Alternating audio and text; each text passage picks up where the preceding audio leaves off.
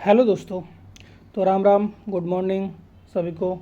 तो आइए आज हम लोग फिर देखते हैं भारत की जो नदियाँ थी उसके बचे पार्ट को। पहले वीडियो में मैंने गंगा नदी तंत्र के बारे में बताया था, दूसरी वीडियो में मैंने सिंधु नदी तंत्र और ब्रह्मपुत्र नदी तंत्र के विषय में चर्चा किया था, और आज हम लोग चर्चा करेंगे प्रायद्वीपीय भारत की नदियों के बारे में। और आज कोशिश करेंगे कि प्रायद्वीपीय नदी का भारत ख़त्म हो जाए और इसके साथ साथ ही जो थोड़ी बहुत और इधर उधर की नदियाँ बच रही है वो भी ख़त्म कर देंगे, और आज इस चैप्टर को बिल्कुल ख़त्म कर देंगे। तो टोटल 3 वीडियो में आपकी भारत की नदी नामक चैप्टर ख़त्म हो जाएगा। और यहाँ से हर एग्ज़ाम में 1-2 प्रश्न निश्चित तौर पे रहता है, कहीं ना कहीं से 1-2 प्रश्न, चाहे वो नदी के उद्गम से रहे, मुहाने से रहे, या किस राज्य से गुजरती है, या किस नदी के किनारे कौन सा शहर बसा है, या फिर किस नदी की सहायक नदी कौन सी है। तो इस चीज़ को लेकर के क्वेश्चन कहीं ना कहीं से रहता है। तो आइए आज हम लोग देखते हैं और आज इस वीडियो को समाप्त करेंगे। उसके बाद आपका समझिए कि 1-2 क्वेश्चन का तैयारी आराम से हो जाएगा। तो आइए हम लोग देखते हैं क्या प्रायद्वीपीय नदी की नदियों के बारे में। प्रायद्वीपीय नदी तंत्र,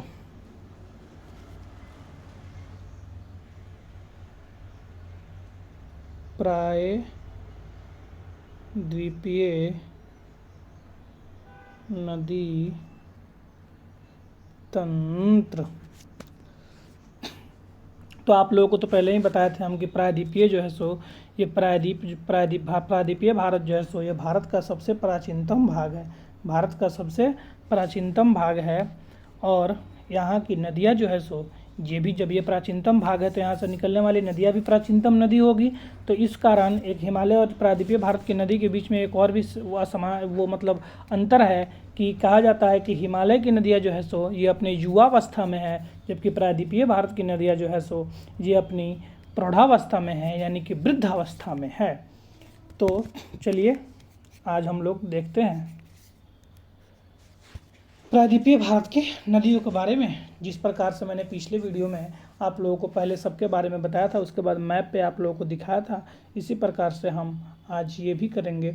आज सब नदियों के बारे में बताऊंगा, उसके क्या नाम है, सहायक नदियों के विषय में बताऊंगा, और उसके बाद आपको मैप पे ड्रॉ करके दिखा दूंगा, जिससे आपका क्लियर हो जाएगा।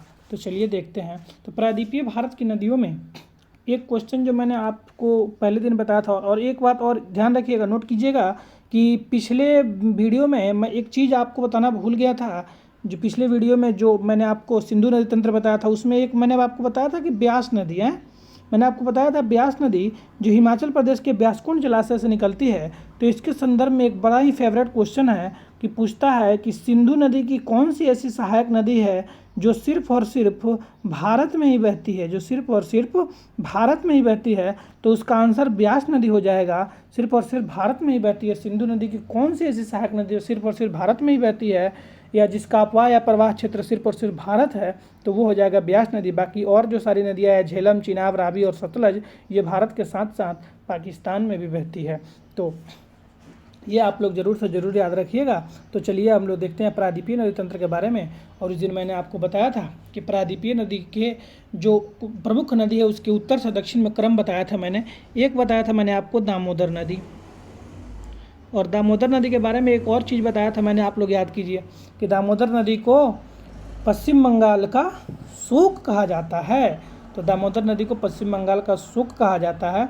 तो आइए देखते हैं कि दामोदर नदी के बारे में। तो दामोदर नदी का उद्गम जो है सो, उद्गम तो आपको पता है कि जहाँ से नदी निकलती है और जहाँ अपना जल गिराती है उसे संगम या मुहाना कहते हैं। तो दामोदर नदी निकलती है छोटा नागपुर के पठार से, छोटा नागपुर के पठार से निकलती है, और झारखंड और पश्चिम बंगाल में बहती हुई ये जाके मिल जाती है हुगली में। और एक चीज़ यहाँ से और याद रखिएगा इन दोनों के बारे में, एक चीज़ और क्वेश्चन पूछा था कि हुगली की सबसे बड़ी सहायक नदी कौन सी है। तो हुगली की सबसे बड़ी सहायक नदी है दामोदर। हुगली की सबसे बड़ी सहायक नदी कौन सी है, दामोदर है। इसके बाद की नदी हो जाएगी स्वर्णरेखा, स्वर्णरेखा नदी, स्वर्णरेखा नदी। और स्वर्णरेखा नदी भी यहीं से निकलती है, कहाँ से, छोटा नागपुर के पठार से भी स्वर्णरेखा नदी भी निकलती है। छोटा नागपुर के पठार से तो दामोदर नदी और स्वर्णरेखा नदी दोनों कहाँ से निकलती है? छोटा नागपुर के पठार से। और स्वर्णरेखा नदी के बारे में एक चीज़ याद रखिएगा, स्वर्णरेखा नदी के बारे में बहुत ही इंपॉर्टेंट फैक्ट है, छोटा नागपुर का गंगा, छोटा नागपुर की गंगा के नाम से किसे जानते हैं? तो स्वर्णरेखा नदी को जानते हैं। छोटा नागपुर की गंगा के नाम से किसे जानते हैं? स्वर्ण रेखा नदी को जानते हैं। एक हो गई ब्राह्मणी नदी, इसके बाद एक हो गई ब्राह्मणी नदी। ब्राह्मणी नदी, और ब्राह्मणी नदी के बारे में भी मैंने आपको बताया था, जब गंगा नदी तंत्र में आपको पढ़ा रहा था तो उस टाइम भी मैंने बताया था कि शंख और कोयल नदी की संयुक्त धारा को ही ब्राह्मणी नदी कहते हैं, जिसमें कोयल नदी भी छोटा नागपुर के पठार से ही निकलती है। और शंख नदी, ये झारखंड में एक गांव पड़ता है लुपुंग पाट गांव, जहां से शंख नदी निकलती है। तो शंख और कोयल नदी जो है सो ये ब्राह्मणी नदी बनाती है, दोनों मिलकर के ब्राह्मणी नदी बनाती है। और ब्राह्मणी नदी भी झारखंड और उड़ीसा में बहती है और अपना जल बंगाल की खाड़ी में गिराती है। चलिए दोस्तों, अगला नदी जो है सो आपका हो जाएगा, अगला नदी हो जाएगा आपका महानदी। और ये चीज़ आप लोग नोट करते जाइएगा, ये जो मैं बता रहा हूँ ये बिल्कुल मतलब एकदम सीक्वेंस के तौर से बता रहा हूँ, उत्तर से दक्षिण में। तो पहले मैंने बताया था आपको दामोदर नदी, उसके बाद स्वर्णरेखा नदी, उसके बाद ब्राह्मणी, उसके बाद महानदी है। तो महानदी का उद्गम स्थल हो जाएगा छत्तीसगढ़ का सिंघावा पर्वत श्रेणी। क्या? सिंघावा पर्वत श्रेणी हो जाएगा, छत्तीसगढ़ का सिंघावा पर्वत श्रेणी हो जाएगा आपका। क्या? महानदी का उद्गम स्थल सिंघावा पर्वत श्रेणी हो जाएगा। और महानदी उड़ीसा में, छत्तीसगढ़ से उड़ीसा में बहती हुई अपना जल जो है सो बंगाल की खाड़ी में गिराती है, और इसे उड़ीसा का शोक भी कहा जाता है। महानदी को जो है सो ये उड़ीसा का शोक भी कहा जाता है, ये आप लोग को पता होगा, उड़ीसा का शोक कहा जाता है महानदी को। महानदी के बाद अब दक्षिण भारत की जो है सो इम्पोर्टेंट नदी, दक्षिण भारत की सबसे बड़ी नदी जो है सो कौन सी है? वो गोदावरी, वो आ जाता है। तो गोदावरी नदी, कौन सी नदी? ये आप लोग को विजिबल नहीं होगा। गोदावरी नदी, देखिए गोदावरी नदी। और गोदावरी का जो उद्गम हो जाएगा ये हो जाएगा महाराष्ट्र का त्र्यंबक पहाड़ी। महाराष्ट्र का त्र्यंबक पहाड़ी, जो त्र्यंबक पहाड़ी हो जाएगा आपका, त्र्यंबक, महाराष्ट्र का त्र्यंबक पहाड़ी हो जाएगा। और ये गोदावरी नदी जो है सो ये महाराष्ट्र से निकलकर तेलंगाना और आंध्र प्रदेश से बहती हुई अपना जल जो है सो बंगाल की खाड़ी में गिराती है। और गोदावरी नदी डेल्टा जो है सो ये आंध्र प्रदेश में ही है। गोदावरी नदी की जो है सो लंबाई है, गोदावरी नदी की लंबाई जो है सो ये टोटल 1465 किलोमीटर है। और 1465 किलोमीटर लंबाई के साथ बहते हुए गोदावरी नदी दक्षिण भारत की, प्रायद्वीपीय भारत की सबसे लंबी नदी हो जाती है। और इसकी लंबाई के कारण इसे वृद्धगंगा या दक्षिणी गंगा कहते हैं, वृद्धगंगा या दक्षिणी गंगा कहते हैं लंबाई के कारण गोदावरी नदी को। चलिए अगला नदी हो जाएगा आपको मेरे भाइयों कृष्णा नदी। अगला नदी हो जाएगा कृष्णा नदी। और कृष्णा नदी ये भी महाराष्ट्र के महाबलेश्वर पहाड़ी से निकलती है, महाबलेश्वर पहाड़ी से निकलती है कृष्णा नदी जो है सो महाबलेश्वर पहाड़ी से निकलती है। और ये भी महाराष्ट्र, कर्नाटक और तेलंगाना तथा आंध्र प्रदेश से होते हुए, महाराष्ट्र, कर्नाटक, तेलंगाना और आंध्र प्रदेश से गुजरते हुए आंध्र प्रदेश में ही ये भी डेल्टा बनाती है और अपना जल जो है सो बंगाल की खाड़ी में गिराने का काम करती है। ठीक है। और इसके बाद आता है आपका कावेरी नदी। इसके बाद कौन सा नदी आता है? कावेरी नदी।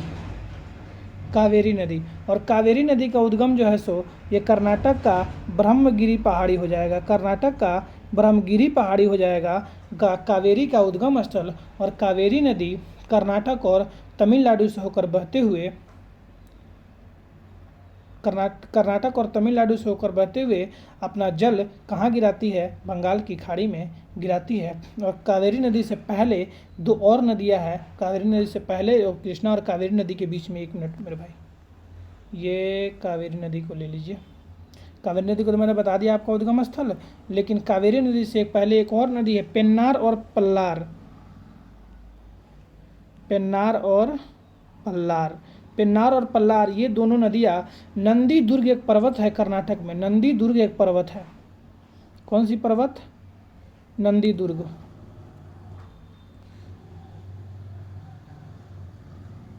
नंदीदुर्ग पर्वत श्रेणी है, यहीं से निकलती है पेन्नार और पल्लार नदियाँ, और ये कर्नाटक से निकल करके, और पेन्नार जो है सो ये आंध्र प्रदेश में बहती हुई अपना जल बंगाल की खाड़ी में गिराती है, और पल्लार जो है सो ये कर्नाटक, आंध्र प्रदेश और तमिलनाडु के तट पर अपना जल जो है सो बंगाल की खाड़ी में गिराती है। इसके बाद मैंने आपको कावेरी के बारे में बता ही दिया है, और कावेरी के बाद आ जाते हैं जो दक्षिण भारत की सबसे दक्षिणतम नदी है, मैंने आपको बताया था सबसे दक्षिणतम नदी है वैगई।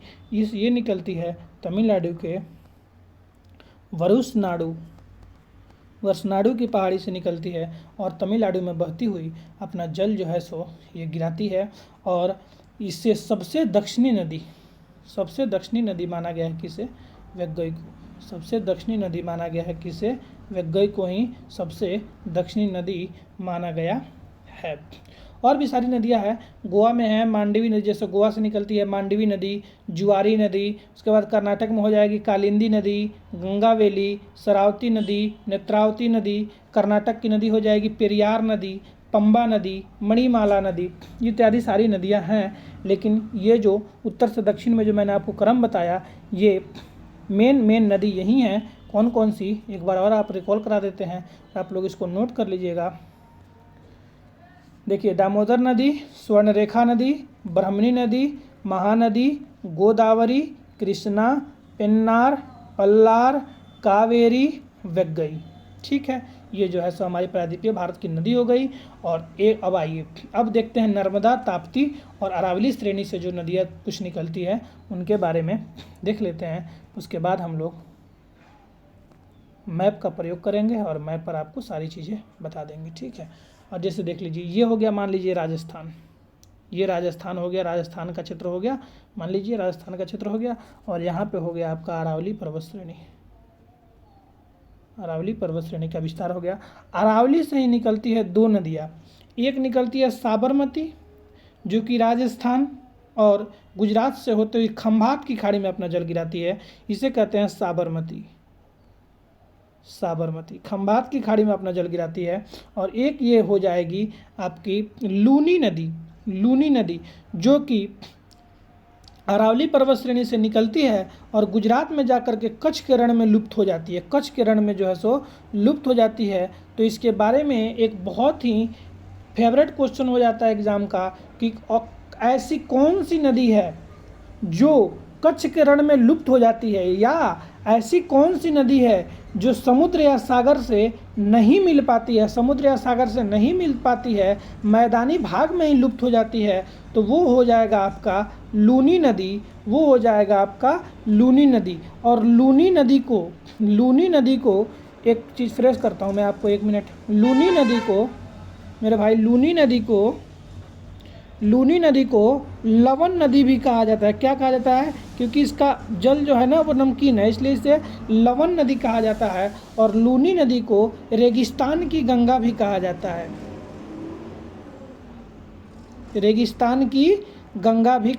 लूनी नदी, क्योंकि इसी नदी के कारण ही राजस्थान के जो मरुस्थलीय भाग है, आपको पता ही रहे कि राजस्थान में मरुस्थल है जो थार मरुस्थल है, जो कि भारत का गर्म प्रकृति का मरुस्थल है। भारत का एकमात्र मरुस्थल थार मरुस्थल, और थार मरुस्थल का विस्तार भारत के साथ साथ पाकिस्तान में भी है, और पाकिस्तान में थार मरुस्थल को चोलिस्तान कहा जाता है। और इसके साथ साथ एक और भी इम्पोर्टेंट फैक्ट याद रखिएगा कि सबसे अधिक जनघनत्व वाला मरुस्थल कौन सा है, यानी सबसे अधिक मानव किस मरुस्थल में निवास करते हैं 1 किलोमीटर स्क्वायर के अंदर। इसी को तो कहते हैं कि 1 वर्ग किलोमीटर। तो 1 वर्ग किलोमीटर में सबसे अधिक मानव निवास करते हैं, यानी कि सबसे अधिक जनघनत्व वाला मरुस्थल कौन सा है? तो सबसे अधिक जनघनत्व वाला मरुस्थल हमारे इंडिया में, राजस्थान में थार मरुस्थल है।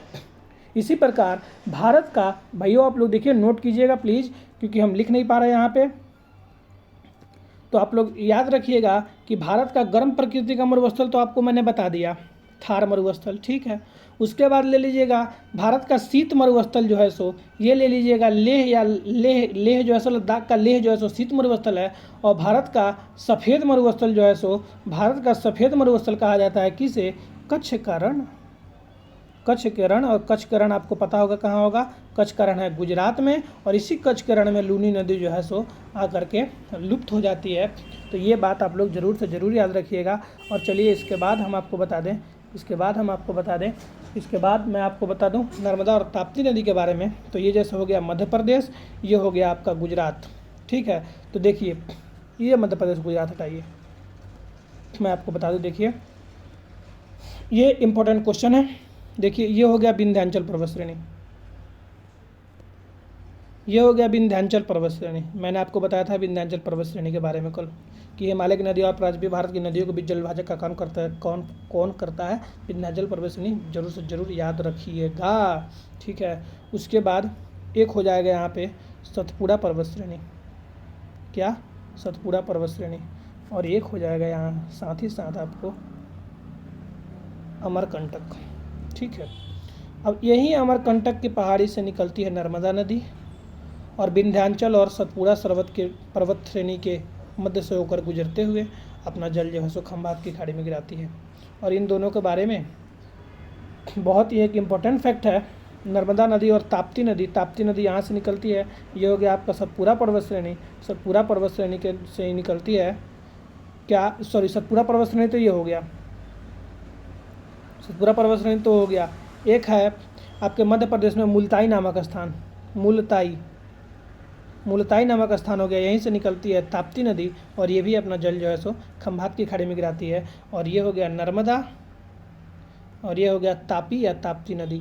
और दोनों के बारे में एक बहुत ही इंटरेस्टिंग फैक्ट है कि दोनों नदियाँ डेल्टा का निर्माण नहीं करती है, एस्चुअरी का निर्माण करती है। डेल्टा किसे कहते हैं कि नदियाँ जो बहती है ना, तो वो तेज़ धार से बहती है, तो जो उसके रास्ते में जो कंकड़ बालू पत्थर आते हैं उसको लेके बहती है और जहाँ अपना जल गिराती है वहाँ पे जमा करती है और जमा करके एक टील के जैसा बनता है, उसी को कहते हैं डेल्टा। लेकिन नर्मदा और ताप्ती नदियाँ डेल्टा नहीं बनाती है, नर्मदा और ताप्ती नदी डेल्टा का निर्माण नहीं करती बल्कि एस्चुअरी का निर्माण करती है। इसी के साथ नर्मदा नदी की लंबाई जो है सो ये 1312 किलोमीटर है, वहीं ताप्ती नदी की लंबाई जो है सो ये लगभग 720 किलोमीटर के आसपास है, 720 किलोमीटर या 30 किलोमीटर के आसपास है। तो ये भी आप बात याद रखिएगा। और ये बिल्कुल, और देखिए इसके सबसे महत्वपूर्ण फैक्ट ये होता है कि नर्मदा नदी किन दो पर्वत श्रेणी के मध्य से होकर गुजरती है? तो ये विंध्याचल और सतपुड़ा पर्वत श्रेणी के मध्य से, ठीक है। एक और क्वेश्चन पूछता है कि नर्मदा और ताप्ती के मध्य कौन सी पर्वत श्रेणी है? तो सतपुड़ा पर्वत श्रेणी। एक और क्वेश्चन पूछता है सतपुड़ा पर्वत श्रेणी किन दो नदियों के बीच में स्थित है? तो वो है नर्मदा और ताप्ती। और एक और क्वेश्चन है कि नर्मदा और ताप्ती नदियों के बीच जल विभाजक के तौर पे काम कौन करता है? तो ये आपका हो जाएगा मेरे भाइयों सतपुड़ा पर्वत श्रेणी। तो इतना बात आप लोग जरूर याद रखिएगा। साथ ही साथ मैं आपको बता दूं इनके सहायक नदियों के बारे में। तो एक बार आइए पहले मैं ड्रॉ कर देता हूं फिगर और उसके बाद मैं आपको बताऊंगा कि कौन कौन सी आपकी सहायक नदी है, कौन सी नदी की। चलिए ध्यान से देखिएगा भाइयों। तो पहले तो मैंने आपको बताया था ये हो गया छोटा नागपुर का पठार। छोटा नागपुर के पठार के क्षेत्र से मैंने आपको बताया था एक निकलती है, वो क्या नाम है उसका, दामोदर नदी, जो यहाँ से निकलती है और यहाँ आकर के किस में मिल जाती है? हुगली में। ये अब हुगली है, हुगली नदी में मिल जाती है दामोदर नदी। उसके बाद एक बताया था फिर स्वर्णरेखा नदी, जो स्वर्णरेखा नदी यहाँ से निकलती है और पश्चिम बंगाल में बहती है। ये सॉरी इधर आ गया, इधर नहीं आना चाहिए इसको था। क्यों आ रहा भाई, क्यों आ रहा तुम, मत आओ इधर। देखिए दामोदर नदी यहाँ से निकलती है, ऐसे बहती है। और ये क्या नाम है इसका, स्वर्णरेखा नदी भी यहाँ से निकल के यहीं बहती है। स्वर्णरेखा नदी को छोटी नागपुर की गंगा कहते हैं, ये मैंने आपको बताया था पहले ही मेरे भाई। इसके बाद यहीं से निकलती है कोयल नदी और यहाँ से आती है शंख नदी और दोनों मिलकर के ब्राह्मणी नदी बनती है जो यहाँ निकलती है। उसके बाद से आ जाइए आपके ये मध्य में छत्तीसगढ़ के सिंधावा पर्वत श्रेणी से निकलती है महानदी। उसके बाद मैंने आपको बताया था कि महाराष्ट्र के त्रयंबक पहाड़ी से निकलती है और महाराष्ट्र, तेलंगाना और आंध्र प्रदेश होते हुए ये गोदावरी नदी हो जाएगी, जो कि 1465 किलोमीटर में दक्षिण भारत की सबसे लंबी नदी है। उसी प्रकार यहाँ से मैंने भी आपको बताया था कि एक नदी हो जाएगी ये कृष्णा नदी, जो महाराष्ट्र से होकर कर्नाटक, तेलंगाना और आंध्र प्रदेश होते हुए कृष्णा नदी। उसके बाद मैंने आपको बताया था पेन्नार और पल्लार नदी, जो कि दोनों नंदी दुर्ग से निकलती है, और ये हो जाएगा पेन्नार और ये हो जाएगा पल्लार। उसके बाद मैंने आपको बताया था कि कर्नाटक से ही निकलती है, ब्रह्मगिरी पहाड़ी से निकलती है कौन सी नदी? कावेरी नदी, जो आंध्र प्रदेश और तेलंगाना में बहती हुई, आंध्र प्रदेश और तमिलनाडु में बहती हुई अपना जल गिराती है बंगाल की खाड़ी में। और उसके बाद सबसे दक्षिणी नदी के बारे में मैंने आपको बताया था कि ये है वैगई नदी। ठीक है, इतना तो आप लोगों को क्लियर हो गया भाई। उसके बाद ये गोवा में है जुआड़ी नदी, मांडवी नदी, कर्नाटक में शरावती नदी हो गया, आपका कालिंदी हो गया, गंगावेली हो गया, कर्नाटक की पेरियार नदी हो गई, पंबा नदी हो गया, ये सब है। और पेरियार नदी के बारे में एक चीज़ याद रखिएगा, पेरियार नदी को केरल की जीवन रेखा कहा जाता है। केरल की जीवन रेखा कहा जाता है किसे? पेरियार को केरल की जीवन रेखा कहा जाता है। केरल की जीवन रेखा, ये बात याद रखिएगा, केरल की जीवन रेखा कहा जाता है। अब आगे आइए मेरे भाई, आगे आइए। ये है अरावली पर्वत श्रेणी, और यहीं से निकलती है, मैंने आपको बताया था, यहीं से निकलती है साबरमती नदी, जो साबरमती नदी खंभार की खाड़ी में अपना जल गिराती है। और लूनी नदी कच्छकरण में, ये है कच्छकरण, कच्छकरण में जो है सो लुप्त हो जाती है, निकल नहीं पाती है। इसे ही लवन नदी या रेगिस्तान की गंगा भी कहते हैं, क्योंकि इसी के कारण राजस्थान के थार मरुस्थल के क्षेत्र में थोड़ा बहुत हरियाली देखने को मिलता है। उसके बाद आइए मेरे भाइयों, उसके बाद आ जाइए, क्या कहें हम, इसके बाद ये नर्मदा नदी। नर्मदा नदी यहाँ से अमरकंटक की पहाड़ी से निकलती है नर्मदा नदी, और यहाँ पर आकर के अपना जल गिराती है। और फिर ताप्ती नदी यहाँ से निकलती है और यहाँ पर आकर अपना जल गिराती है। और इन दोनों के, इनके ऊपर है ये विंध्याचल पर्वत श्रेणी, और इसके बीच है सतपुरा पर्वत श्रेणी। तो इतना बात आप लोगों को समझ में आया होगा। चलिए एक बार फटाफट आप लोग लिखिएगा, मैं बोल देता हूँ कि किनकी सहायक नदी कौन कौन सी है। तो सबसे पहले यहाँ पे आ जाइए, महानदी की सहायक नदी। तो महानदी ये है ना, तो महानदी की सहायक नदी आप लोग लिख लीजिएगा। महानदी की सहायक नदी चलिए लिखिए, शिवनाथ, हंसदेव, जोंक, तेल, मांड, ईब, ओंग और पैरी। एक बार और बोलता हूँ, शिवनाथ, हंसदेव, जोंक, तेल, मांड, ईब, ओंग और पेरी। इसके बाद आ गया गोदावरी नदी। तो गोदावरी का लिख लीजिएगा, पेनगंगा, वेनगंगा, वर्धा, मंजरा, इंद्रावती। गोदावरी रिपीट, पेनगंगा, वेनगंगा, वर्धा, मंजरा और इंद्रावती। उसके बाद आइए कृष्णा का लिख लीजिएगा आप लोग, भीमा, तुंगभद्रा, घाटप्रभा, मालप्रभा, दूधगंगा, पंचगंगा, कोयना, मूसी। कृष्णा का याद रखिएगा, भीमा, तुंगभद्रा, घाटप्रभा, मालप्रभा, दूधगंगा, पंचगंगा, कोयना और मूसी। उसके बाद आइए कावेरी पर आ जाइए। कावेरी ये नदी है, ये नदी जब बताया था मैंने, कावेरी है। कावेरी की हो जाएगा कौन कौन सी? अमरावती, अकरावती, भवानी, काविनी, अकावली, हेमावती, लोकपानी, लक्ष्मण तीर्थ।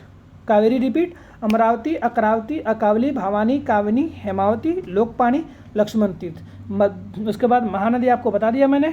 इसके बाद आ जाइए नर्मदा नदी पर। तो नर्मदा नदी का है ओरसंग, तवा, बंजर, शेर, हिरन, कोलार, दूधी, गंजाल, बुरनहेर। लेकिन मेन नदी यही है, ओरसंग, तवा, बंजर, शेर और हिरन तथा कोलार, दूधी। इतना याद रखिएगा नर्मदा के बारे में। ताप्ती का 2-3 याद रखिएगा, काम चल जाएगा। पूर्णा गिरना, अनेर और नावती एक याद रख लीजिएगा, पूर्णा गिरना और नावती और अनेर। बस यही 5-4 नदी याद रखिएगा। उसके बाद ये साबरमती जो है सो इसकी हो जाएगी हथमती, सेई, हरनाव, वाकल। हाथमती, हरनई, सेई, साबरमती। और लूनी की हो जाएगी जुबई, सुरसती, लाहिड़ी, खारी और सागी। इतना आप लोग याद रखिएगा मेरे भाई, इतना आप लोग जरूर से जरूर याद रखिएगा। तो आज यहीं समाप्त करते हैं। एक चीज़ और याद रख लीजिए, क्वेश्चन पूछा जाता है एक कि भ्रंश घाटी से होकर कौन कौन सी नदियाँ बहती है। आप लोग कहीं ना कहीं देखे होंगे क्वेश्चन कि भ्रंश घाटी से होकर कौन कौन सी नदियाँ बहती है। तो भ्रंश घाटी से होकर प्रमुख 3 नदियाँ याद रखिएगा आप लोग। एक तो हो जाएगा नर्मदा, एक हो जाएगा तापी या ताप्ती, आप लोग जो भी कह लीजिए, ताप्ती कहते हैं, तापी लिखा जाता है, और एक हो गया दामोदर। 3 जो ये मुख्य नदियाँ, प्रमुख नदियाँ है, ये भ्रंश घाटी से होकर बहती है। इतना बात आप लोग याद रखिएगा। तो आज के इस वीडियो में मैंने भारत की नदियों के बारे में बताया और भारत की नदियों को ख़त्म कर दिया। एक चीज़ और बता दें आप लोगों को भैयों, देखो भैयों मेरे भाइयों, देखो, जैसे मैंने आपको बताया था कि हिमालय सॉरी देखिए, जैसे मैंने आपको बताया था कि हिमालय की नदी और प्रायद्वीपीय भारत नदी के बीच कौन कार्य करता है जल विभाजक का? विंध्याचल पर्वत श्रेणी। उसी प्रकार मैंने आपको बताया था कि गंगा नदी तंत्र और सिंधु नदी तंत्र के बीच जल विभाजक का कार्य अरावली पर्वत श्रेणी ये हो जो है सो, ठीक है। और इसी प्रकार एक और है मेरे भाइयों, एक और है क्या, जैसे आप लोग देख रहे हैं कि ये नदियाँ जो निकलती हैं ये पश्चिमी, देखो पश्चिमी घाट और पूर्वी घाट तो आप लोगों को पता होगा, पूर्वी घाट ये है और पश्चिमी घाट ये है। और पूर्वी घाट और पश्चिमी घाट का मिलन स्थल क्या है, नीलगिरी क्षेत्र, याद रखिएगा। पश्चिमी घाट और पूर्वी घाट एक दूसरे से कहाँ मिलती है, तो नीलगिरी में मिलती है। बहुत ही फेवरेट टॉपिक है एग्जाम का। तो नीलगिरी के क्षेत्र में मिलती है पूर्वी घाट और पश्चिमी घाट। और ये देखिए ये जो सारी नदियां हैं ना, गोदावरी, कृष्णा, कावेरी, पेन्नार, पल्लार, वैगई, ये सारी ये पश्चिमी घाट के पूर्वी भाग में बहती है। और ये सारी जो गई मांडवी, जुआरी, उसके बाद शिव गंगा, शरावती हो गई, नेत्रावती, गंगावेली, पेन्नार, वो सॉरी पेरियार, पंबा, ये सब नदियाँ हो गई, ये पश्चिमी घाट के पश्चिम में बहती है। तो ये भी क्वेश्चन याद रखिएगा कि पश्चिमी घाट सॉरी हाँ कि प्रायद्वीपीय भारत की नदियों में, याद रखिएगा बहुत ध्यान से सुनिएगा, कि प्रायद्वीपीय भारत की नदियों को, प्रायद्वीपीय भारत की वैसी नदियाँ जो अरब सागर में जल गिराती है और जो बंगाल की खाड़ी में जो जल गिराती है और जो अरब सागर में, एक बार फिर से सुनिएगा, कि प्रायद्वीपीय भारत की नदियाँ जो अरब सागर में जल गिराती है और बंगाल की खाड़ी में जल गिराती है, इनके बीच जल विभाजक का कार्य कौन करता है, तो वो करता है पश्चिमी घाट पर्वत श्रेणी। बहुत हो गया मेरे भाई, पश्चिमी घाट पर्वत श्रेणी, ठीक है। तो बाकी हो गया, भारत की नदी क्लियर हो गया। और दो क्वेश्चन तो मिनिमम हो ही है तैयारी आप लोगों का हर एग्ज़ाम में। तो चलिए आज के वीडियो को यहीं स्थगित करते हैं और मिलते हैं नेक्स्ट वीडियो में, देखते हैं अगला टॉपिक आप लोगों के लिए क्या होता है। तो चलिए तब तक के लिए राम राम, जय Hind, love you guys, thank you.